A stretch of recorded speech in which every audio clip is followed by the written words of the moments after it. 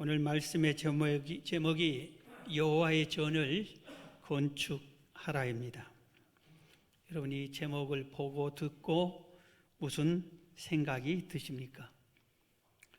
우리 교회 생명센터 건축 허가가 나왔기 때문에 혹시 또 건축을 강요하는 내용이 아닐까 생각이 들지 모르는데 그게 아닙니다.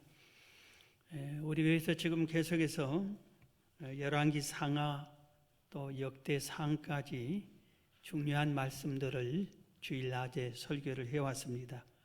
절기 설교, 종료주일 부활주일을 지나서 이제 역대하에서 몇 편의 설교를 할 예정입니다.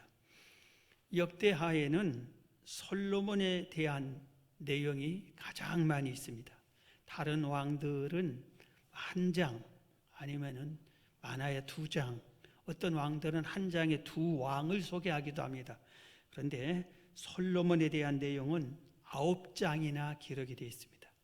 위대한 왕일수록 성경을 많이 기록되어 있습니다.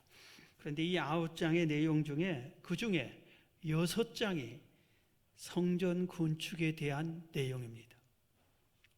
그러니까 성전 건축이라고 하는 것이 하나님 편에서 볼 때 또 우리가 믿는 사람들이 앞으로 어떤 자세를 가지고 성전에 대해야 되는가, 성전 건축에 대한 지식은 어떤 지식을 가져야 되는가, 교훈은 뭔가 하는 내용이 필요했기 때문에 무려 6장이나 이렇게 기록이 된 것으로 판단이 됩니다. 그러면은 지금 솔로몬 성전이라고 명칭을 두는데 이 솔로몬 성전은 우리 인류 역사에서 최초의 성전입니다.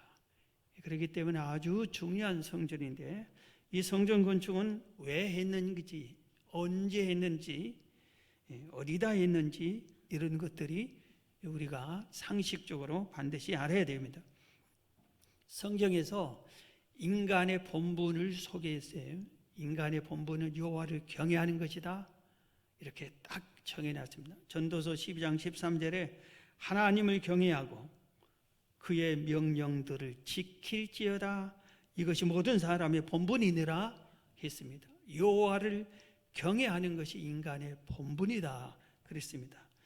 여호와를 경외하는 것의 핵심 행위가 성전에서 여호와를 제사 지내는 것, 여호와를 예배하는 것, 여호와를 섬기는 것이 여호와를 경외하는 것의 핵심 행위입니다. 그런데 그러면은 여호와를 경외하는 것, 하나님을 제사를 지내는 것인데 이것을 어디서 어떤 식으로 지내왔는가? 우리 역사를 이렇게 다시 한번 훑어보면은 제단 시대가 있었습니다. 최초의 인간 아담 하와와 그의 아들 가인 아벨부터 제단에서 하나님을 제사 지냈습니다. 그때부터 시작 쭉 해서 언제까지 이어지냐면 수천 년 동안 모세가 성막을 완성할 때까지 이 기간이 수천 년이나 되는데 이 기간 동안에는 제단에서 이렇게 여호와를 섬겼습니다. 그런데 이 수천 년 동안 여호와를 제단에서 제사를 지내는데 하나님께서 단 한 번도 제단은 이렇게 만들어라, 제단은 어느 방향으로 해야 된다, 제단을 세울 때 종류는, 재료는 뭐다, 이렇게 간섭한 적이 없습니다. 다만 딱 한 가지만 언약을 세웠어요. 너희들이 어디서든지 여호와를 단을 쌓고 나를 제사 지내면, 나를 섬기면, 나를 예배하면 내가 그곳에 강림하여 복을 주마. 이렇게 한 가지 언약이 있어요. 출애굽기 20장 24절입니다. 내게 토단을 쌓고 그 위에 내 양과 소로 내 번제와 화목제를 드리라. 내가 내 이름을 기념하게 하는 모든 곳에서 내게 임하여 복을 주리라. 이 언약 한 가지만 했습니다. 그렇기 때문에 어디서든지 여호와를 잘 정성껏 단을 쌓고 제사를 지내고 경외하기만 하면 하나님이 강림하셔서 그 제사를 받으시고 제사 지내는 그 사람들에게 복을 주셨다 이겁니다. 그래서 노아도 제단을 쌓았어요. 아브라함도, 이삭도, 야곱도, 이 믿음의 조상들도 단을 쌓고 하나님께 제사를 진행을 했습니다. 모세까지 그랬어요. 모세도 그렇게 했습니다. 그런데 계속해서 이어서 제단으로 시대로만 이어지는 것이 아니라 광야 시대가 딱 돌아오니까 하나님이 성막 시대를 선포합니다. 성막에서 나를 제사하라, 이렇게 하나님이 바뀝니다. 우리가 잘 아는 대로 이스라엘 백성이 애굽에서 400년 노예 생활을 합니다. 이때 이 노예 생활이 얼마나 힘들고 어려웠겠어요. 하나님께 탄식하며 부르짖어 기도할 때 하나님이 그 기도를 들으시고 모세를 보내서 이들을 해방시킵니다. 홍해를 건너고 광야에 도착했어요. 광야 생활을 시작할 때에 하나님께서 모세를 시내산에 부르셨습니다. 그래서 모세를 시내산에 불러서 40일 동안 금식을 시키면서 그때 하나님께서 가장 중요한 법을 줍니다. 상위법이라고 할 수 있는, 헌법이라고 할 수 있는 십계명은 하나님이 손수 기록해서 그 돌판을 모세에게 줍니다. 그리고 그 다음 하위법이라고 하는 배상법, 공평법, 폭행법, 안식일법, 절기법, 이런 자세한 법들은 하나님께서 모세에게 말씀하셔서 그것을 기록하여 법으로 이스라엘 백성들이 지켜 행하게 했습니다. 그런데 이 법들 중에서 성막에 대한 법을 하나님이 만들어 주시는데, 이 성막에 대한 법을 무려 출애굽기 25장에서 31장까지 7장이나 기록을 합니다. 자세하게 세밀하게 재료는 뭘로 써야 된다, 천으로 하고 색깔도 말해주고 모양도 말해주고 또 이렇게 나무로 만들고 금으로 입혀라까지 말해주고 여러 가지 다양하게, 심지어 제사를 집행하는 제사장의 두거는 머리에 쓰는 모자는 어떤 거, 이 가슴의 흉배는 어떻게, 옷은 어떻게, 모든 것을 세밀하게 하는데 무려 7장에나 이 법을 기록합니다. 십계명은 간단하게 주고 끝나고, 다른 법은 한 장에 여러 가지 법을 소개하는데 이 성막법에 대해서는 무려 7장이나 자세하게 세밀하게 설명했다 이겁니다. 하나님이 여러 가지를 직접 간섭하고 명령하셨어요.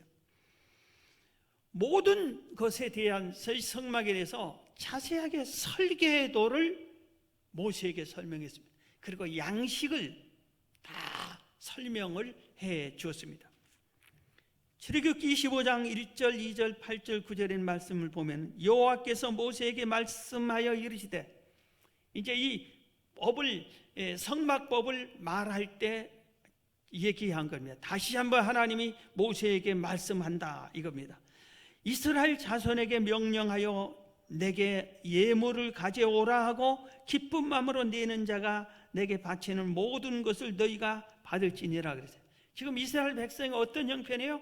애굽에서 노예 생활을 했던 그들이 이제 탈출을 해서 허락을 받고 바로가 그럼 데려가라 자식들을 잃고 나서 초태생 잃고 10가지 재앙을 만나고 나서 할 수 없이 내보냅니다. 그래서 이스라엘 백성들이 올 때 하나님께서 모세에게 말해서 이웃 사람들한테 모든 것을 보물이니 뭐니 막 빌리라고 그럽니다.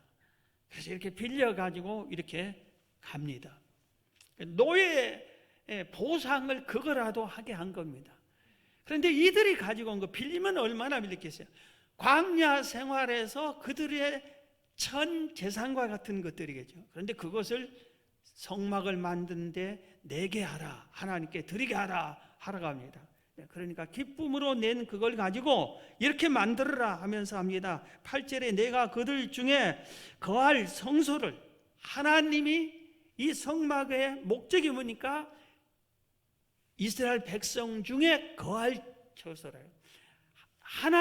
하나님께서는 하늘나라에 계시는데 이 땅에도 거할 처소를 갖고 싶다 이겁니다. 왜? 이 땅의 백성들을 사랑해서 그들이 섬기는 제사를 받아들이고 싶어서. 그래서 내가 그들 중에 거할 성소를, 여기서는 성막을 성소라고도 합니다. 성막 안에 성소와 지성소가 있는데 이걸 통틀어서 성소라고도 하고 성막이라고도 합니다. 내가 그들에게 거할 성소를 그들이 나를 위하여 짓되, 이걸 지을 때 누구를 위하여 지은다고요? 하나님을 위하여 지으라. 나를 위해서 지으라. 모세를 위해 짓지 말고 사람들을 위해서 짓지 말고 너희들을 위해서 짓는 것이 아니다. 나 여호와 하나님을 위해서 짓는 것이다. 나를 위해서 짓되 물은 내가 내게 보이는 모양대로, 내가 만들어준 설계대로라 이겁니다. 내가 보이는 모양대로 설계대로 장막을 짓고, 기구들도 이 성막 안에 성소 안에 여러 가지 기구들이 있는데 기구들도 그 모양을 따라 설계도에 따라 양식에 따라 지으라 이렇게 모세에게 명령합니다. 그 다음부터 이제 설계도 양식을 하나하나 막 설명을 계속 이렇게 하는데 무려 7장이나 설명을 해준다 이겁니다. 그래서 이 성막 시대를 지내게 됩니다. 자, 그런데 이스라엘 백성이 광야에서만 사는 게 아니에요. 광야 시대에는 성막이 필요해. 성전은 있을 수가 없어요. 하면 안 돼요. 왜? 하나님께서 이스라엘 백성을 광야의 어느 한 곳에 정착시키는 것이 아니라 구름 기둥, 불 기둥이 움직이면 모든 백성들이 전부 다 따라 이사를 해야 돼. 움직여야 돼. 그러니까 성막도 움직이기 좋게 천막으로 만들어요. 하나는 구름 기둥 움직이면 제사장들과 레위인들이 성막을 다 철거해서 어깨에 메고 옮겨 가는 겁니다. 그리고 구름 기둥, 불 기둥이 멈추면은 이곳에 또 임시로 거할 처소구나 하고 성막을 또 내려놓고 거기다 또 성막을 치는 겁니다. 쉽게 말하면 천막을 이렇게 치는 겁니다. 그리고 또 옮기고, 그렇기 때문에 어느 한 곳에다 돌벽돌로 이렇게 정착시키는 그렇게 할 수가 없다 이겁니다. 그런데 이제 광야 시대 40년이 끝나고 하나님께서 젖과 꿀이 흐르는 가나안 땅을 차지하게 합니다. 그리고 이 가나안 땅을 차지하고 나서는 이스라엘 백성이 이제 이곳에서 대대로 정착하면서 나라를 이루면서 살게 되어 있습니다. 그래서 가나안 땅을 차지하고 살게 됩니다. 그런데 백성들이 이들이 한 가지 간구한 게 있어요. 처음에는 너무 좋아서 하나님, 이 땅, 이 젖과 꿀이 흐르는 땅을 우리에게 주다니요, 우리 대도록 이곳에 살게 해주다니 감사합니다, 감사합니다, 고맙습니다 하면서 그들이 이제 열심히 땅을 개간하고 자기 집도 짓고 학교도 짓고 병원도 짓고 이렇게 짓고 삽니다. 그런데 한 가지 간구한 게 여호와의 집 성막을 건축해서 여호와의 언약궤를 모실 생각을 안 한 겁니다. 여호와의 궤는 무려 500년 동안이나, 그러니까 여호수아 시대, 그 뒤에서 사사 시대, 그리고 초대 이스라엘 왕 시대, 이때까지 무려 500년 동안이나 자기들은 정착하고 자기들 집 짓고 살지만 하나님의 집은 천막 그대로 방치하고 여호와의 언약궤는 천막 속에 있게 놔두고 만 겁니다. 그런데 사무엘하 7장에 가면은 다윗이 이스라엘 2대 왕으로 등극합니다. 이때 다윗이 어느 날 생각합니다. 나는, 우리 집은, 내 왕궁은 제일 좋은 백향목 나무로 좋은 재료로 지은 곳에서 내가 편히 사는데 여호와의 언약궤는 천막에 있다니, 그대로 버려두다니, 이건 너무하는 것이다. 이건 크게 우리가 잘못된 것이다. 여호와를 위하여 성전을 세워서 언약궤를 성전에 모시는 것이 도리이다. 그렇게 다윗이 그때서 500년이 지난 후에야 깨달았습니다. 그래서 다윗이 나단 선지자를 불렀습니다. 내가 이렇게 해서, 우리들은 이렇게 좋은 집에서 왕궁에서 사는데 여호와의 궤는 천막에 먼지 있는 그곳에서 이렇게 한 곳에서 초라하게 있는데 이게 말이 됩니까? 내가 여호와를 위하여 성전을 건축해서 드리고 싶습니다. 그랬더니 나단 선지자가 나도 그런 생각을 못했습니다. 우리가 잘못한 것 같습니다. 너무나 좋은 생각입니다. 그렇게 하세요. 그럽니다. 그런데 하나님께서 그날 밤에 나단 선지자에게 나타나서 얘기합니다. 다윗에게 가서 말해라. 참 고맙다. 귀한 생각 감사하다. 그래서 내가 그에게 복을 주겠다. 그러면서 사무엘상 7장 3절에 보면은 다윗의 이름을 위대하게 만들어 주겠다. 그 다음에 11절에 보면은 모든 다윗의 원수를 다 벗어나 평안하게 쉬게 해주겠다. 그리고 네가 다윗이 내 집을 지어준다고 하니 고맙다. 내가 너를 위해 집을 지어주마. 그럽니다. 그러면서 너는 그걸 하지 말고 네 아들 후손 솔로몬에게 건축하게 해라. 그런데 네 후손들이 대대로 네 씨앗이, 네 씨가, 내 몸에서 난 씨가 내 뒤를 이어서 계속해서 이 나라를 왕위를 영원히 경고하게 해주겠다. 이렇게 복을 줍니다. 그래서 솔로몬이 여호와의 전을 건축하게 됩니다. 이스라엘 3대 왕 솔로몬이 성전을 건축하려고 합니다.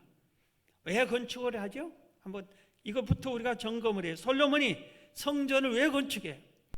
다윗은 막 자기가 하고 싶어서 감동해서 막 하게 했는데 하나님이 노 해서 못했어요. 그래서 솔로몬은 왜 건축을 합니까? 첫 번째가 이게 중요해요. 여호와의 명령이기 때문에. 하나님 내가 지고 싶습니다 하고 다윗이 이럴 때 하나님한테 노 하면서 하나님이 솔로몬에게 건축하라. 솔로몬에게 명령을 내려주었습니다. 그래서 하나님의 뜻이기 때문에, 하나님의 명령이기 때문에 솔로몬이 성전을 건축하게 되는 겁니다. 여러분, 우리가 알아야 할 게 있어요. 이 땅에서 지금도 성전의 의미를 가진 예배당을 많은 교회들이 건축합니다. 그런데 가장 중요한 것이 뭡니까? 지금 이 하나님의 집인 예배당을 건축함에 있어서 하나님의 명령을 받았느냐, 하나님의 뜻이 옳은 거냐, 아니면 우리들끼리 회의해가지고 우리들 생각에, 우리들 판단에, 사람들 판단에 의해서 세운 거냐, 이게 가장 중요한 겁니다. 우리가 그냥 쉽게 판단해서 교회들이 야 우리 신도시가 세우니 거기다가 가서 교회를 건축하자. 그래서 막 무리하게 그걸 세웠다가 하나님의 뜻은 하나도 물어보지도 않고 하나님을 생각지도 않고 지었다가 하나님의 뜻인 줄 알고 착각하고 지었다가 부채를 갚지 못해가지고 그게 이단에게 팔린 경우가 종종 있습니다. 판교의 어떤 교회는 이걸 매물로 내는데 560억인가 매물로 나왔어. 엄청나게 뭐 10,000평 가까이 예배당을 건축했는데 그 부채를 갚지 못해가지고 결국은 이단에게 한 280억인가 이단에게 팔리고 말았죠. 십자가 떼버리고 교회 이름을 하나님의 교회라고 해요. 여러분, 교회 이름이 하나님의 교회라는 것은 아주머니를 하나님으로 섬기는 종교입니다. 아주머니가 하나님이래요. 그런데 그분을 잘 섬긴다고 하면 모인 무리들. 그런데 이 단은 교회에 사는 것을 해서 이렇게 많이 하는 거예요. 해마다 새 성전 건축이 매물로 나와가지고 매매되는 그런 일들이 종종 있어요. 이런 일이 왜 일어나느냐? 하나님의 성전 건축은 어느 시대나 솔로몬 시대부터 지금까지 어느 시대에나 상당히 어려운 난관을 겪고 힘을 모아야만 되는 거예요. 우리가 우리 개인 집을 건축하는데도, 집을 마련하는데도 얼마나 힘들어요. 그런데 예배당은 개인 집과 달리 크잖아요. 이 큰 것을 마련하는데 얼마나 힘들겠어요.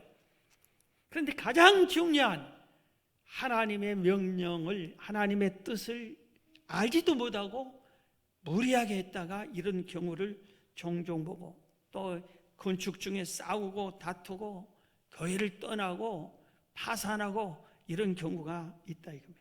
가장 중요한 것이 하나님의 명령이니까 솔로몬은 건축했어요. 두 번째는 솔로몬이 왜 성전을 건축했냐면 아버지 다윗 왕의 유언이기 때문이었습니다. 다윗이 참 지혜로운 왕이었습니다. 자기가 이제 세상을 떠날 때가 됐습니다. 그래서 떠날 때가 딱 되니까 이스라엘 전역의 지도자들을 다 부릅니다. 그리고 솔로몬을 부릅니다. 그리고 먼저 역대상 28장에 그런 내용들이 있어요. 먼저 지도자들에게 이렇게 말합니다. 내가 곧 죽게 생겼는데 너희들 내 아들 솔로몬을 하나님이 왕으로 내 뒤를 왕으로 세웠다. 그러니 잘 받들어라. 그렇게 얘기해 줍니다. 그러면서 솔로몬에게 이 지도자들이 있는 데서 하나님의 뜻을 전해줍니다. 역대상 28장 3절에 내 아들 솔로몬아 너는 내 아버지의 하나님을 알고 온전한 마음과 기쁜 뜻으로 섬길지어다. 여호와께서는 모든 마음을 감찰하사 모든 의도를 아시나니 네가 만일 그를 찾으면 만날 것이요 만일 내가 그를 버리면 그가 너를 영원히 버리시리라. 첫 번째가 뭐예요? 솔로몬아 너 왕이 됐다고 하나님 버리면 안 돼. 하나님을 잘 섬겨야 돼. 네가 하나님을 찾으면 하나님도 너를 돌봐준대. 네가 하나님 버리면 하나님은 널 버려요. 절대로 하나님을 잘 경외해라. 이것을 백성 지도자들이 있는 데서 솔로몬을 아마 세워놨을 거예요. 세워놓고 그렇게 얘기를 합니다. 그러면서 10절에 그런즉 이제는 너는 삼갈지어다. 여호와께서 너를 택하여 내가 택한 게 아니다. 하나님이 택했기 때문에 너를 왕으로 세워준 거야. 하나님이 시킨 거야. 그래서 너를 택하여 성전 건물을 건축하게 하셨으니 힘써 행할지니라. 너를 택하여 하나님이 너더러 성전을 건축하라겠다. 내가 하고 싶었는데 백성들 지도자 앞에서 솔로몬에게 다짐한. 그러니까 백성 지도자들도 솔로몬을 도우라는 의미고 솔로몬도 아버지 유언이고 뭐가 안 하겠다 하면은 백성 지도자들이 왜 아버지의 선왕의 유언을 안 받습니까? 그럴 수 있잖아요. 서로 근신해서 하게끔 하나님이 너를 택해서 성전 건축하겠다. 그러니 힘써 행할지니라. 그러면서 20절에 또 그의 아들 솔로몬에게 이르되 너는 강하고 담대하게 일을 행하라. 두려워하지 말며 놀라지 말라. 내가 여호와의 성전 공사의 모든 일을 마치기까지 여호와 하나님이 나의 하나님이 너와 함께 계시사 내게서 떠나지 아니하시고 너를 버리지 아니하시리라. 너 성전 건축하는데 어려운 일이 많을 거다. 그러나 강하고 담대해라. 두려워하지 말아라. 놀라지 말아라. 하나님이 너와 함께 해줄 것이다.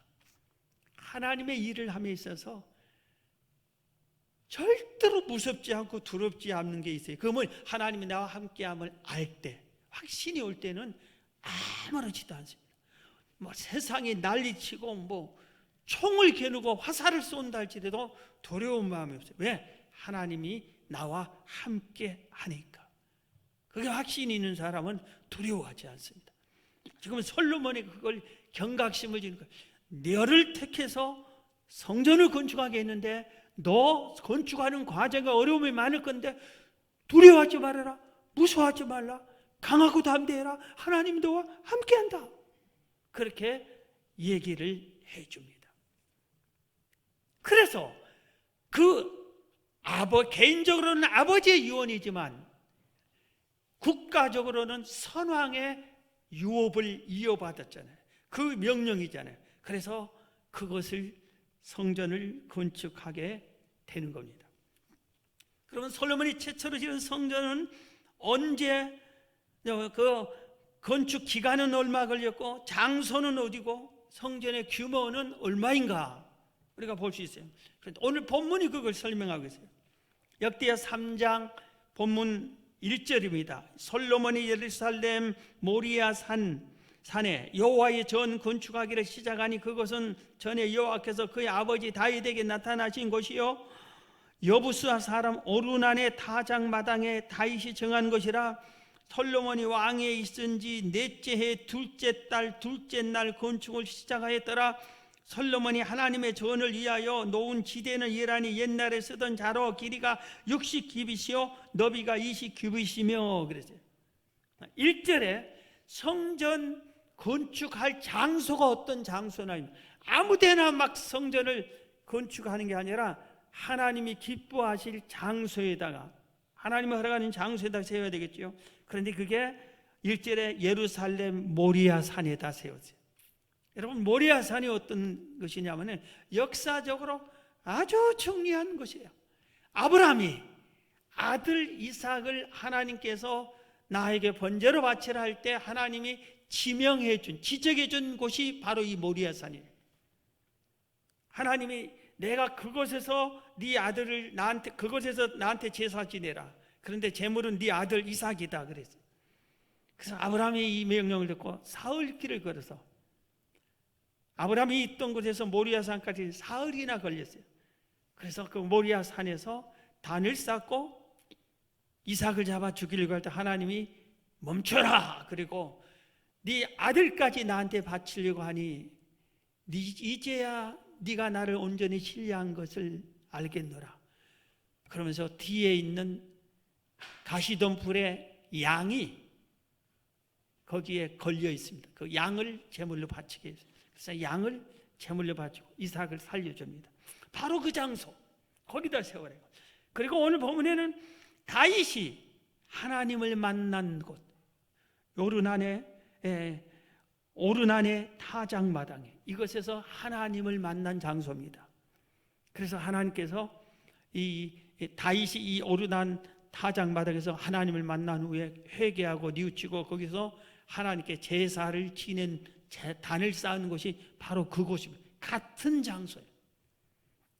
그래서 역사적으로 아브라함이 자식을 바친 제단 쌓는 곳, 다윗이 하나님을 만나고 제단 쌓은 그곳, 그 거룩한 곳에 성전을 세우게 됩니다. 건축 기간은 2절에 나왔죠. 솔로몬이 왕위에 오른 지 넷째 해 둘째 달 둘째 날에 건축을 시작했다 그랬어요. 왕이 된 지 처음에는 뭘 했죠? 1000번째 기도를 했잖아요. 그리고 지혜를 얻고 그리고 나서 넷째 해가 될 때 넷째 둘째 달 둘째 날부터 건축을 시작했는데 7년이 걸립니다. 우리는 생명상 건축하는데 건축 허가만 받는데 지금 3년이나 지났어요. 그런데 여기는 그게 아니에요.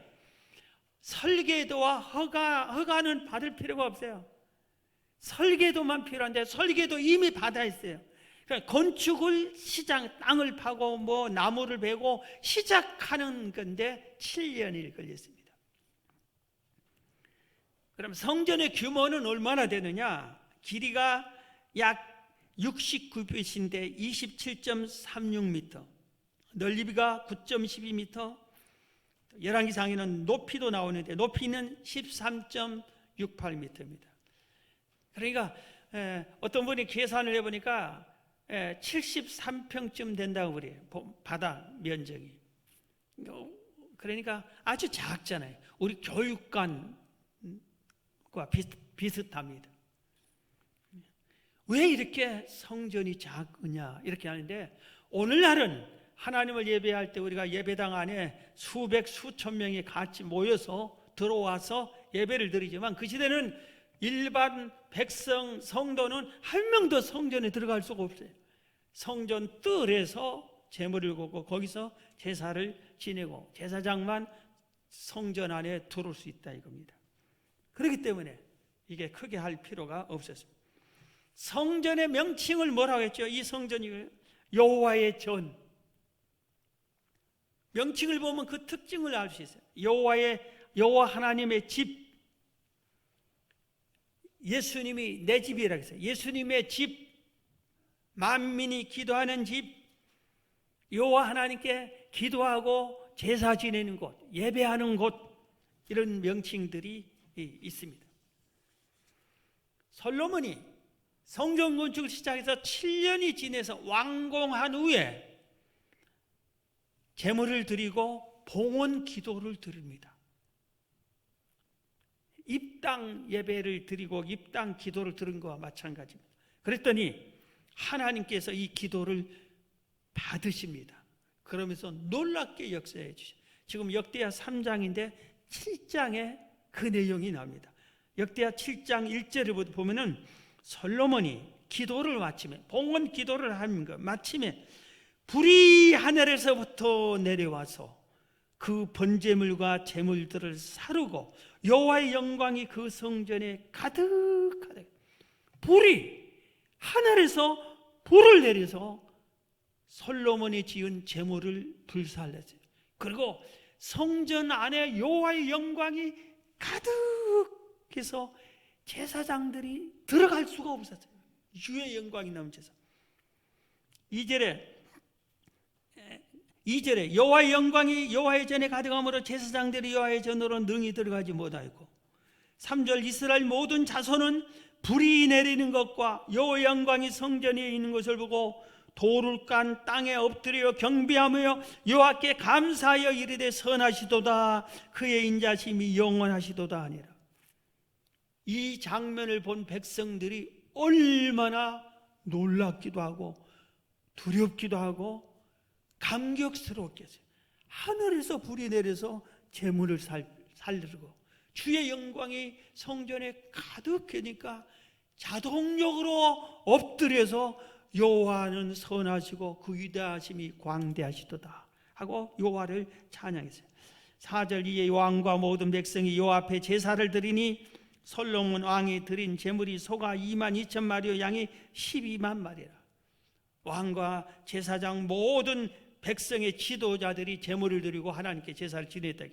그런데 이 봉헌 예배, 우리가 쉽게 말하면 봉헌 예배를 받으시고 이 성전 짓고 나선 제사를 하나님이 받으시고 그날 밤에 하나님이 솔로몬에게 나타나서 이렇게 말해줍니다. 12절입니다.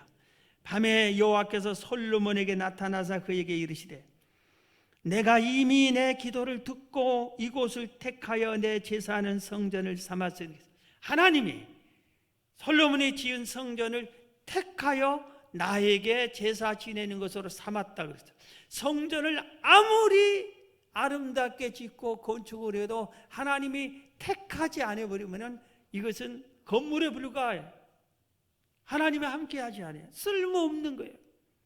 거기서 아무리 그냥 온 관현악단을 동원하고 찬양대를 동원하고 막 제물을 듬뿍 올리고 예배를 드린다고 해도 하나님이 택하지 않으면 쓸모없는 거예요. 그래서 내가 이걸 택하여 성전을 삼았으니 13절 그러면서 은혜를 약속해 줍니다. 혹 내가 하늘을 닫고 비를 내리지 아니하거나 혹 메뚜기가 들에게 토산을 먹게 하거나 혹 전염병이 내 백성 가운데 유행할 때에 내 이름으로 일컫는 내 백성이 그들의 악한 길에서 떠나 스스로 낮추고 기도하여 내 얼굴을 찾으면 내가 하늘에서 듣고 그들의 죄를 사하고 그들의 땅을 고칠지라. 이제 이곳에서 하는 기도에 내가 눈을 들고 귀를 기울이니 이는 내가 이미 이 성전을 택하고 거룩하게 하여 내 이름을 여기에 영원히 있게 하였음이라. 내 눈과 내 마음이 항상 여기에 있으리라. 세 가지 큰 축복을 언약했어요. 재난이 있거나 기근이 있거나 가뭄이 있거나 전염병에 유행하거나 이런 재난이 임했을 때에 하나님께 백성들이 주의 전에 와서 회개하고 뉘우치면은 회복시켜 주겠다. 회복시켜 주겠다. 그 다음에 이 전에서 기도하는 기도를 들어주겠다. 그 다음 마지막 한 가지는 이 전에 내가 임재하여 함께 하겠다 그랬어요. 하나님이 임재하여 함께 하는 곳이 이게 진짜 성전이에요. 오늘날 예배당에 예배를 건축해가지고 예배를 드릴 때 아주 유명 인사를 초청하고 온갖 모든 것을 동원해서 한다고 할지라도 하나님이 그 임재하지 않으면은 인간들의 잔치에 불과하는 거예요. 하나님이 택하여 내가 언제나 함께해서 와서 기도하고 예배드리고 예물을 드리고 하면 다 받아 주겠다. 얼마나 큰 은혜입니다. 자, 그런데 이 시간에 우리가 성전 건축에 대한 것을 배웠는데 가장 중요한 게 있어. 오늘날 우리에게 가장 중요한 것이 하나 있어요. 그게 뭐냐면은 우리가 우리 마음의 성전을 먼저 건축해야 하는 겁니다. 우리 심령의 성전을 건축해야 해요. 고린도전서 3장 16절 이하에 너희가 하나님의 성전인 것과 하나님의 성령이 너희 안에 계시는 것을 알지 못하느냐? 누구든지 하나님의 성전을 더럽히면 하나님이 그 사람을 멸하시리라. 하나님의 성전은 거룩하니 너희도 그러하니라. 그랬어요. 우리더러 너희가 하나님의 성전이다. 그랬어요. 그 말은 성전이 되려면 어떻게 해야 돼요? 내 안이 거룩해야 되고 성결해야 되고 예수님이 내 안에 오셔야 돼요. 성령 하나님이 내 안에 오셔야 돼요. 예수님을 영접해서 내 안에 모셔야 되는 겁니다. 그럴 때 마음의 성전이 이루어지는 거예요. 그래서 마음의 성전을 이루는 사람들이 하나님의 뜻을 따라서 예배당을 건축하고 성전을 건축하고 이래야 되는 것입니다. 예배당은 말쑥하게 건축했는데 그 교회 다닌다는 성도의 심령을 보니 예수님은 믿지도 않고 믿는 것만 갖고 형식적으로 하고 심령 속에 예수님을 모시지도 않고 사는 모습이 세상 사람과 똑같고 말과 행동과 생각이 거룩하지 못하고 하나님의 영광 드러내지 못하고 제멋대로 살고 그러면은 아니 된다 이것입니다. 오늘 우리가 성전 건축을 이렇게 배우면서 성경을 열왕기상하 역대상하 이렇게 역사서를 이렇게 보면서 중요하게 깨달은 것이 성전 건축은 너무나 큰 축복이다 하는 것을 배웁니다. 왜냐하면 성전 건축을 생각한 사람, 건축을 한 사람, 성전 건축이 막 무너졌을 때 수리한 이런 왕들을 성경에 보면 다 형통하게 해주었다 성경에 기록이 되어 있어요. 그래서 다윗 왕 성전 건축에 생각을 하고 계획을 하고 설계도를 받은 사람 다윗 왕이 얼마나 하나님으로부터 은혜를 입었습니까? 그 다음에 솔로몬 직접 건축한 사람 솔로몬이 얼마나 하나님께 복을 받았습니까? 그 다음에 요아스 왕, 히스기야 왕, 요시야 왕은 이 왕들은 전 왕들이 성전을 막 부수기도 하고 성전에다가 우상을 세워버리기도 하고 앞에 왕들이 아주 못된 짓을 했는데 그걸 우상을 다 제거하고 무너진 성전을 다 수리해. 새 왕들은 무너진 성전을 다 수리하는 일을 합니다. 그런데 이 왕이 이걸 다 하고 여호와를 온 백성을 잘 경외하게 할 때 여호와께서 형통하게 주었더라. 온 백성에게 평강을 주었더라. 성경은 그렇게 지적해 주고 있어요. 그래서 성전을 사랑하는 자, 교회를 사랑하는 자는 하나님의 사랑을 받는 것입니다. 교회에 전혀 관심이 없는 사람. 여러분, 가정의 화목은 어떤 사람이 가정의 화목을 이루니까 가정을 사랑하는 사람, 가정에 관심 있는 사람이 화목을 이루고 행복을 누리고 그런 가정을 하나님이 보고 주셔.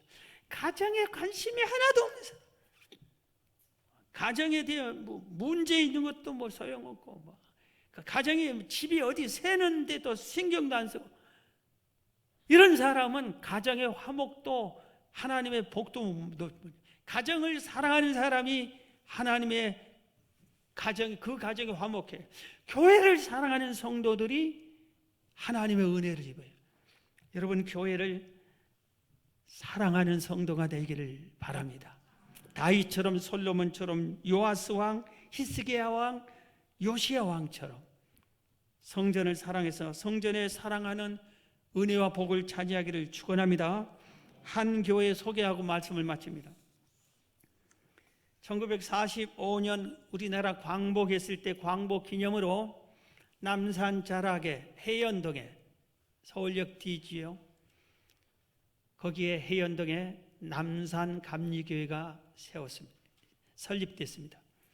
우리가 잘 지금도 있는 것처럼 남산 장로교회가 크게 지금도 있어요. 돌려져서 아주 크게 영락교회 다음으로 그 당시에는 클 정도로 지금도 아주 대우 빌딩 옆에 크게 세워져 있어요.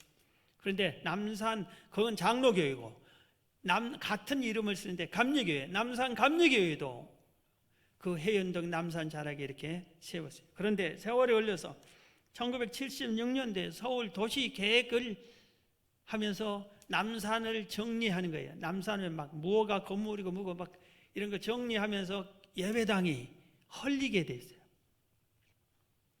그러면 어떻게 해야 돼요? 남산 자락에 교회 이름도 남산 교회인데 이것을 교회를 그 부근에 어디다 세워야 될 거 아닙니까?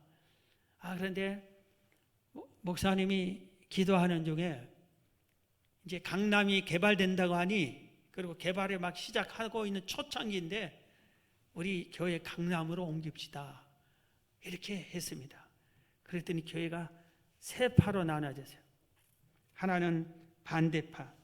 왜 우리가 우리 동네 버리고 강 건너 강남까지 가야 됩니까? 그리고 거기는 아직도 뭐 개발도 안 됐고 많이 안 됐고 벌판도 많고 이런 곳에 우리가 왜 가야 됩니까? 우리 직장, 우리 집이 다 여기 해연동에 있는데 반대파들 만약에 교회 옮기면 우리 교회 안 갑니다. 그 반대파들이 강하게 반대했어요. 중도파가 생겼어요. 교회 옮기는 것 교회 옮겨도 나는 이사 안 갑니다. 교회 옆으로. 그러나 교회는 버릴 수 없어서 교회는 우리가 해연동에 살지만 강 건너 왔다 갔다 하면서 가겠어요. 직장이 강북에 있는데 우리가 교회 가서 직장을 강 건너 왔다 갔다 할 수 없습니다. 그러면서 중도파들은 교회는 가지만 이사는 안 가겠다 했어요. 목사님이 그러면 우리가 새벽 예배 건축해 놓으면 새벽 예배 한 명도 안 나오면 어떻게 됩니까? 새로 이제 아파트도 짓고 입주하고 그 동네 주민들도 있는데 근데 순종파가 있어요. 직장도 집도 다 이 강북에 있지만 내가 이 집을 팔아서 교회 옆으로 이사 가겠습니다. 그래서 집을 팔았어요. 그리고 교회 옆에 땅값이 싸니까 집도 하나 짓고 땅을 넓게 터를 쳐서 텃밭도 이루고 교회 주일날 상치쌈도 나눠 먹고 이런 식으로 하겠다고 텃밭을 넓이 사고 이런 분들이 몇 분이 있었어요. 이제 세미나 때 어느 목사님이 이 얘기를 해서 들었는데 세월이 흐르다 보니까 우리 잘 아는 대로 강남이 갑자기 막 땅값이 뛰고 해연동 땅값에 몇 배나 뛰어버려요. 그 당시에는 해연동에 있는 집 팔기만 하면 땅을 수없이 사고 집도 지었고도 땅을 수없이 샀는데 시대가 변해. 이렇게 순종했던 성도들이 갑자기 큰 복을 받았어요. 이거는 한 교회의 예에 불과하지만 여러분 하나님을 사랑하는 자, 성전을 사랑하는 자는 하나님이 은혜를 베풀었어요. 다윗에게도 솔로몬에게도 언약까지 세우면서 은혜를 베풀어 줬고 성전을 사랑해서 수리하는 데 힘쓴 그 왕들에게는 당대에 형통하는 은혜를 다 줬어요. 여러분 여호와를 사랑하시고 여러분의 교회를 사랑하는 여러분 되시기를 주의 이름으로 축원합니다.